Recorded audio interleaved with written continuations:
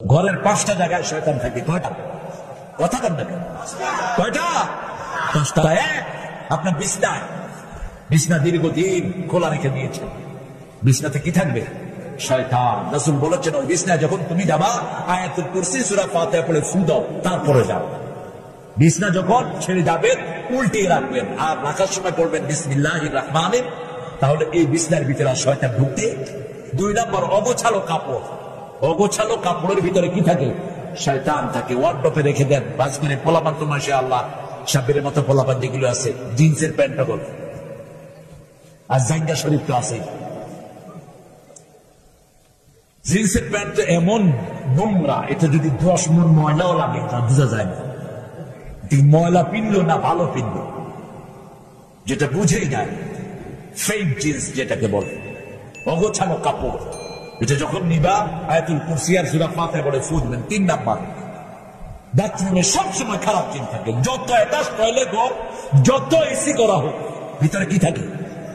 শয়তান থাকে।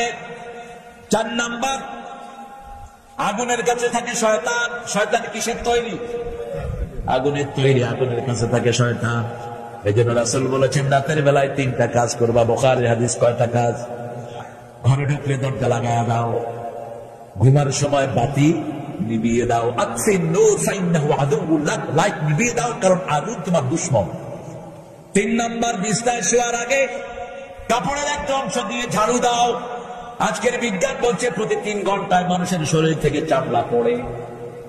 শরীরের চামড়াগুলো প্রতি 3 ঘন্টায় পরিবর্তন হয়। কয় ঘন্টা? 3 ঘন্টা। আপনি দেখবেন সাদা কাপড় পরেছেন, বাইরে কোথাও যাননি, কিন্তু ঘরের মধ্যে দাগ পড়ে গেছে। ঠিক কিনা? কথা বল না কেন? আপনি বলবেন কি আমি তো বাহিরে জানি, দাগ পড়লো কোথায়? আবার যেখানে ময়লা লাগে না সেখানে দাগ পড়ে আরো বেশি। আমাদের 2 রানের চিপায় দাগ পড়ে না?